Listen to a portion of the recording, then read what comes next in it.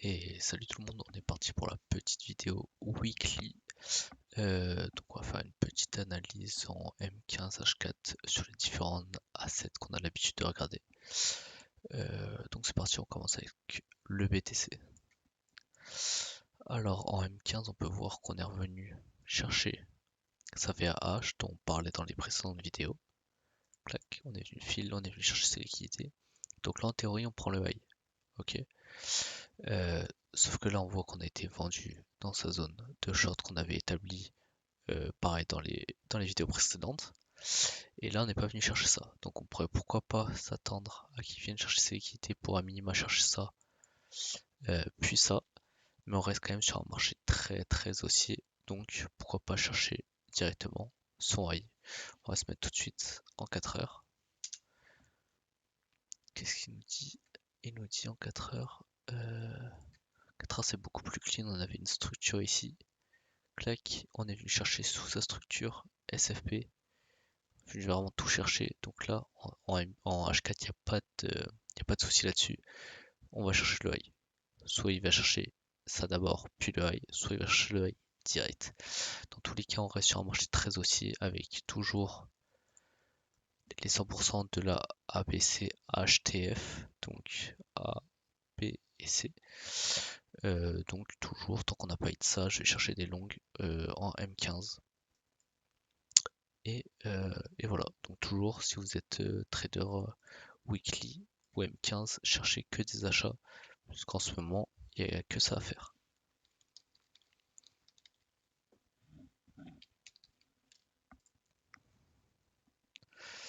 Ah, le TH c'est beaucoup plus clean, donc le TH pareil.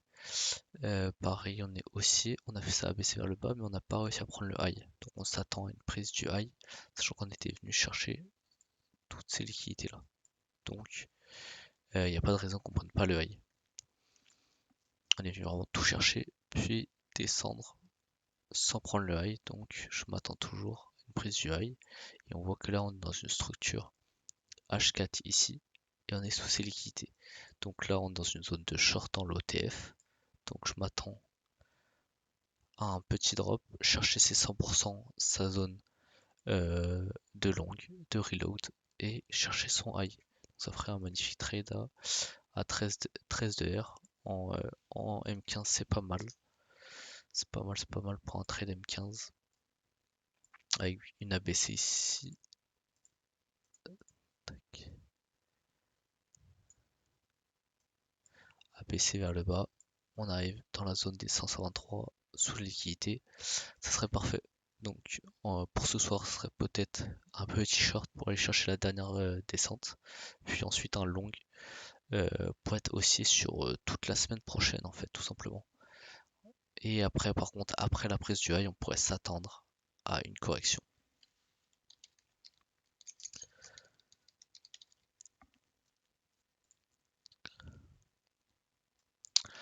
Le Solana, on n'a pas fini de le prédire à la perfection. Qu'est-ce que c'est beau. Si vous regardez les market updates précédentes, on avait prédit qu'il allait rebondir ici.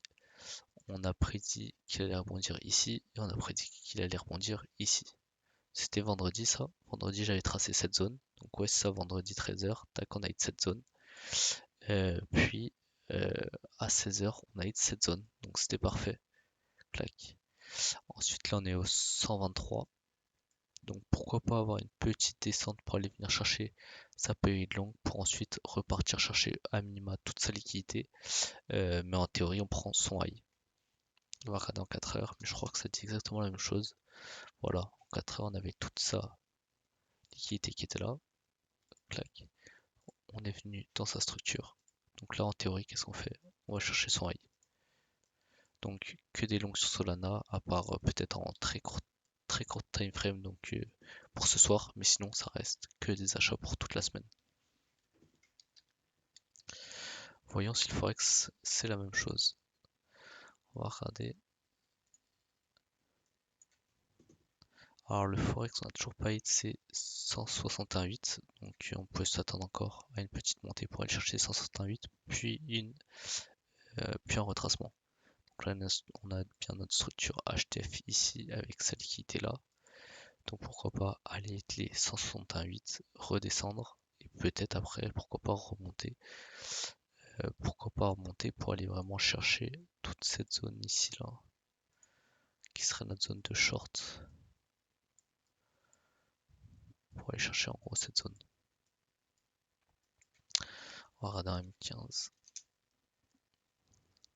En M15, on avait vu SFP ici.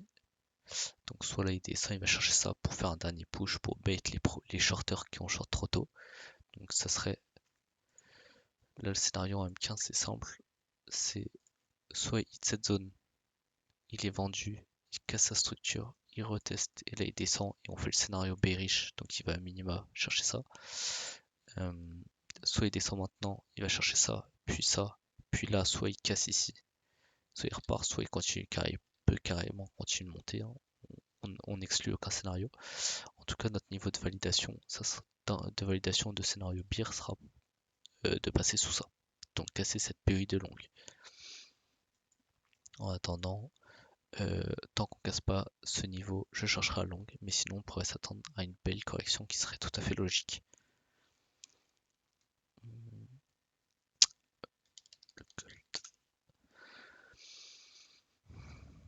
Ah oui, le gold il fait très très peur.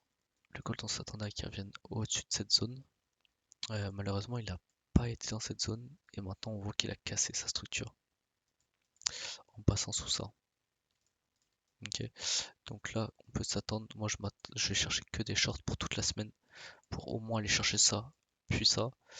Mais l'objectif ça serait carrément de chercher une grande ABC A, B et C. Donc je vais vous mettre les ratios. Le haut de la A, le bas de la A, le haut de la B. Donc voilà, chercher les 1914, ça serait magnifique. Donc là on est le combien? Je vais noter ça comme prédiction. On est le 9 novembre. Donc 9 novembre, on prédit que le marché va aller chercher cette zone. On garde ça en tête.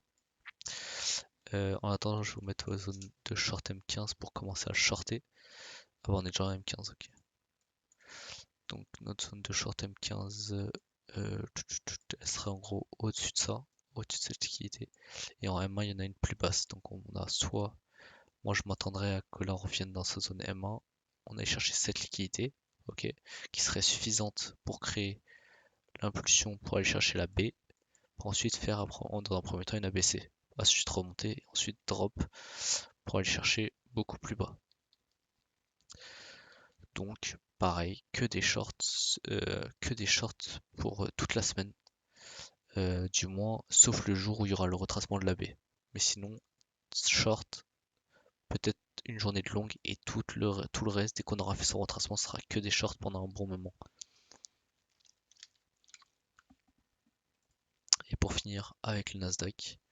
Le Nasdaq, on avait vu qu'il était dans une période de short, donc c'est pareil, on avait bien prédit le Nasdaq. Maintenant qu'il est dans une période de short, on s'attend à le shorter justement. Donc là, on a une cassure de la structure, retest ici, j'ai eu l'occasion de le short une première fois pour jouer la première descente. Maintenant qu'il est venu chercher toute sa liquidité ici, là il y a deux choix, soit il commence à drop dès maintenant, soit il va chercher les 100%. J'espère qu'il aille chercher les 100% pour ensuite bien sûr le shorter dans un premier temps, TP dans un premier temps sur ça, puis sur les 100%, mais il pourrait très bien revenir dans des zones beaucoup plus basses. Zone de short ici. Voilà. En gros, on a une zone de short, une belle zone de short ici. Je vais mettre en H4 pour voir sa grosse structure. Sa grosse structure qui se situe ici. Donc voilà. Donc pour moi, retour ici pour ensuite aller chercher pourquoi pas cette zone. Donc c'est pareil. Nasdaq, on s'attend à du short toute la semaine. Toute la semaine du short. Je vous tiendrai au courant de toute façon avec les market updates quotidiennes. Et du coup, on se retrouve demain matin. Et avant ça, on peut se retrouver sur Discord. On est là tous les jours. Et voilà, le lien est dans la description. Allez, bonne soirée, bonne fin de dimanche et à demain. Ciao, ciao.